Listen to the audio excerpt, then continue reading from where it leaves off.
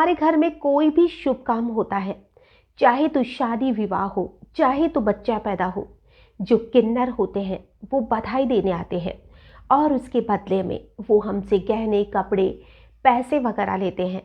लेकिन पहले तो ऐसा हुआ करता था कि किन्नर को जो भी व्यक्ति अपनी मर्जी से खुश होकर जो भी देता था वो उसे ले लेते थे। लेकिन आजकल बहुत सी जगह ऐसा भी होता है कि जो किन्नर होते हैं, अगर उन्हें उनकी मर्जी के मुताबिक नहीं मिलता है तो वो वहाँ पर हंगामा खड़ा करते हैं और लोगों को बद्दुआएं देने लग जाते हैं, जिससे कि बहुत से लोग डर के मारे भी किन्नर को अपनी हैसियत से भी ज़्यादा देने की कोशिश करते हैं। क्योंकि कहा जाता है कि अगर किन्नर की जुबान से कोई भी बद्दुआ निकलती है वो कभी खाली नहीं जाती है।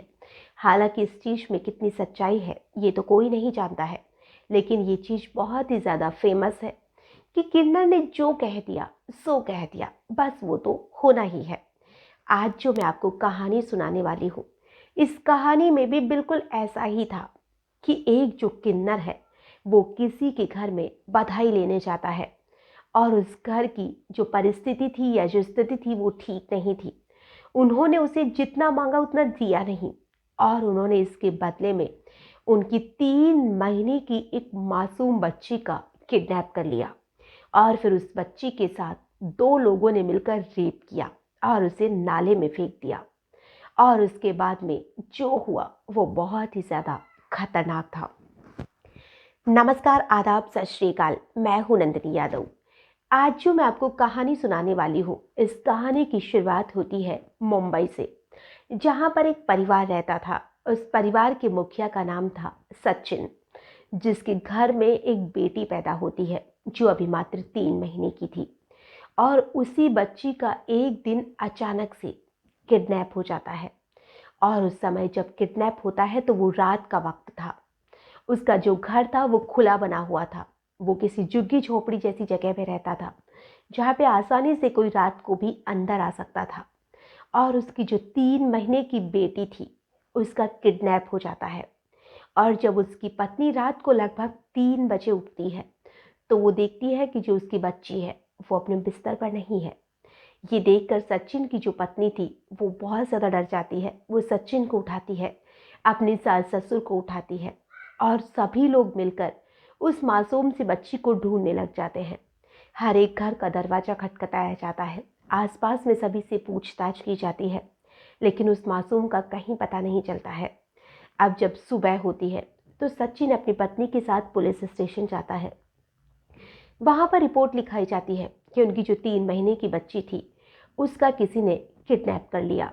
अब पुलिस भी सोचने पर मजबूर थी कि ना ही ये इतना कोई पैसे वाला घर है जिसकी किडनैपिंग किसी फिरौती के लिए की जाती हो, या ना ही 3 महीने की मासूम सी बच्ची का कोई किडनैप करके भी क्या कर सकता है। लेकिन जो पुलिस थी उसने इस केस को पूरी ईमानदारी से इस केस पर काम किया। पुलिस ने पूरे सीसीटीवी कैमरे खंगाले, आसपास के लोगों से भी पूछताछ की और जो सचिन की पत्नी और सचिन थे उनसे भी पूछताछ की कि क्या तुम्हें किसी पर शक है, घर पे कौन आया था। तो उसकी जो पत्नी थी वो कहती है कि 4-5 दिन के पहले घर में किन्नर आए थे और वो धमकी देकर गए थे, क्योंकि उन जो किन्नर आए थे उन्होंने सचिन की पत्नी से 1100 रुपये, एक नारियल और एक साड़ी मांगी थी, जितनी देने की उसकी हैसियत नहीं थी। ये लॉकडाउन का वक्त था, यानी कि लॉकडाउन बीतने के कुछ समय के बाद की ही बात थी, 2021 की ये बात है। तो उस समय सभी लोग अपनी जो दैनिक दिनचर्या थी उसे रूटीन में लाने की कोशिश कर रहे थे। पैसों की हर तरफ तंगी थी और जो सचिन की पत्नी थी उसके पास 1100 रुपये नहीं थे, तो उन्होंने उन्हें 101 रुपये देने की कोशिश की, लेकिन उन्होंने इनकार कर दिया और जाते जाते कह कर गए थे कि तुम्हें तो देख लेंगे। अब ये बात जो सचिन की पत्नी थी वो पुलिस वालों को बताती है और जो पुलिस वाले थे वो सीसीटीवी कैमरे से जो वो किन्नर जिसके बारे में उसने बताया था उसके बारे में पूछताछ करते हैं। आसपास के लोगों से भी पूछते हैं, उसका हुलिया पूछा जाता है और आखिर में उस किन्नर के बारे में पता चल जाता है, जिसका नाम था कन्हैया लाल। और जो कन्हैया लाल था एक्चुअल में वो किन्नर था ही नहीं। जो कन्हैया लाल था वो ट्रांसजेंडर था। ट्रांसजेंडर की अगर हम बात करें तो ट्रांसजेंडर ऐसे व्यक्ति होते हैं जो बचपन से तो किसी और लिंग में पैदा होते हैं। जैसे तो अगर लड़की पैदा हुई है लेकिन उसे लड़की के वेश में रहना पसंद नहीं है, या उसके जो हार्मोन्स होते हैं वो लड़के के जैसे रहते हैं, या अगर कोई लड़का पैदा हुआ है तो वो लड़की की तरह रहने की कोशिश करता है, उसके हार्मोन्स ही वैसे होते हैं। तो इधर जो कन्हैया लाल था वो भी किन्नर नहीं था, वो भी एक ट्रांसजेंडर था। और जो ट्रांसजेंडर था वो हुआ तो लड़के के रूप में पैदा था, लेकिन वो लड़की की तरह रहता था, लड़की की जैसे कपड़े पहनता था, और उसका जो हुलिया था वो भी किन्नर के जैसा उसने बना रखा था। क्योंकि अगर कोई भी लड़का लड़की के कपड़े पहनेगा तो वो थोड़ा बहुत तो किन्नर लगने ही लग जाएगा। और ऐसा ही कन्हैया लाल ने किया, जो कि ट्रांसजेंडर था। वो औरत के कपड़े पहनता था, घर घर जाकर वो लोगों से बधाइयाँ मांगता था कि वो किन्नर है, और इससे वो पैसे कमा रहा था। और अब जो कन्हैया लाल है, उसने जब उसको अरेस्ट किया गया तो उसने बताया कि उसने रात के लगभग 1 बजे के आसपास अपने एक दोस्त के साथ मिलकर उसकी 3 महीने की बच्ची का किडनैप किया।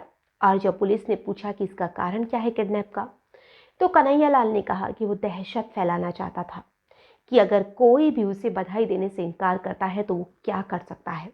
वो लोगों में बस एक दहशत पैदा करना चाहता था। वो नहीं जानता था कि पुलिस उस तक पहुंच जाएगी, क्योंकि उसने सिर्फ उसकी पत्नी को धमकी दी थी कि तुमने मुझे इस बच्ची की बधाई नहीं दी है तो तुम देखना इसके साथ क्या होता है।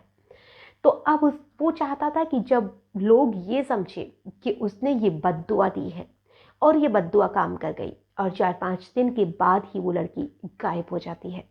उसने सिर्फ एक दहशत फैलाने के लिए किया था, लेकिन जब उसने उस बच्ची का किडनैप किया तो उसकी नीयत खराब हो जाती है। और एक 3 महीने की बच्ची के ऊपर अगर किसी की नीयत खराब होती है तो आखिर में तो इंसान तो कहलाने लायक ही नहीं है। मात्र 3 महीने की मासूम सी बच्ची, जिसके साथ दरिंदगी करते हुए उस कन्हैया लाल को और उसके दोस्त को थोड़ी भी शर्म नहीं आई, उनमें थोड़ी भी इंसानियत नहीं जागी थी कि वो आखिर में कर क्या रहे हैं। उन 2 लोगों ने मिलकर उस बच्ची का रेप किया और बाद में वहीं पर एक नाले के अंदर उसको फेंक दिया, जिसकी वजह से उस बच्ची के मुंह में, नाक में जो गंदा नाले का पानी होता है वो घुस जाता है, जिसकी वजह से उसको सांस नहीं आ रही थी। और सांस लेने की दिक्कत की वजह से और उसके रेप की वजह से उस मासूम की मौत हो जाती है। अब जो कन्हैया लाल था उसे पुलिस अरेस्ट करती है, उस पर विभिन्न धाराओं में मुकदमे दर्ज किए जाते हैं, जिससे कि जितना भी ज़्यादा उस पर अगर केस बनता वो भी कम था। और जब पुलिस उसे अरेस्ट कर कर कोर्ट में पेश करती है, हालांकि ये जो पूरी घटना है वो 2021 की है, लेकिन अब जाकर यानी फरवरी 2024 में इस केस पर जो कन्हैया लाल था उसे जो वहाँ की कोर्ट थी वो फांसी की सज़ा सुनाती है। अब ये तो आने वाला वक्त बताएगा कि उसे फांसी दी कब जाती है। हालांकि उसे फांसी की सज़ा सुनाई जा चुकी है, और हम तो यही उम्मीद करते हैं कि ऐसे लोगों को जितनी जल्दी फांसी हो सके उतना ही कम है, जिससे वो लोगों में दहशत ना फैला सके, बल्कि लोगों में ही दहशत फैल जाए कि अगर किसी मासूम के साथ बुरा किया जाता है तो फिर उसका नतीजा भी बहुत ही ज़्यादा भयानक होता है। आज की जो कहानी है इसे सुनाने का हमारा उद्देश्य ना ही किसी को परेशान करना है, ना ही किसी का भी दिल दुखाना है। हमारा उद्देश्य बस इतना सा है कि किसी भी मासूम सी बच्ची के साथ कुछ भी गलत करने से पहले सिर्फ एक बार सोच कर देखिए कि उस मासूम पर, उसके परिवार पर क्या बीतती होगी। अपने परिवार के बारे में सोच कर देखिए कि अगर आपके परिवार में किसी लड़की के साथ ऐसा होता है तो उस समय आप पर क्या बीतती है। और अगर आप में थोड़ी सी भी इंसानियत बचती है तो शायद आप ऐसी ओछी हरकतें कभी करेंगे ही नहीं, क्योंकि ऐसी हरकतों की वजह से ना जाने कितनी ही मासूम बच्चियों की लाइफ खराब हो जाती है। और साथ ही ऐसे बहुत से माता पिता होते हैं जो अपनी बच्चियों को सिर्फ इस डर से घर से बाहर नहीं निकलने देते हैं कि बाहर ना जाने कैसे दरिंदे किस रूप में घुस कर बैठे हुए हैं और वो कब उनकी मासूम बच्ची पर अटैक कर देंगे। तो आप ऐसे बुरे इंसान या दरिंदे बनने की कोशिश ना करिए। जितना हो सके अपने आप को भी अच्छा रखने की कोशिश करिए। समाज में जो मानसिक विकृति के लोग हैं, जैसे कन्हैया लाल के जैसे लोग, उन लोगों को भी इन सारी चीज़ों से जितना हो सके दूर रखने की कोशिश करिए। फिर देखिए सभी की लाइफ, हमारा समाज कितनी अच्छी ज़िंदगी जी पाएगा। आज के लिए बस इतना ही, फिर मिलेंगे किसी नई घटना के साथ। तब तक के लिए